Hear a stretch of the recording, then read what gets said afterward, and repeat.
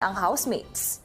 So sa napansin ko, sobrang popogit, sobrang gaganda yung lahat dito, 'di ba? Sobrang very clean looking kung tatawagin. Pero yung napansin ko sa bahay ay hindi malinis yung bahay nyo. Parang dinaanan ng bagyo at parang kung saan-saan na lang nakakalat yung mga gamit, 'di ba? Sorry po. Sorry po. Number one, yan dito sa bahay ni Kuya. Sa paaralan na ito, dapat natin i-maintain ang cleanliness sa bahay na to. Kasi mas komportable at mas maigi ng panatilihin nating malinis.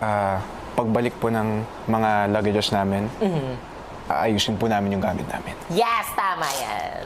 At Okay. maglalaba na po kami. Tama. Very good. Very good, class. Sabi niyo yan, housemates ha, pag makalat ulit na, lagot kayo kay Ma'am Castro.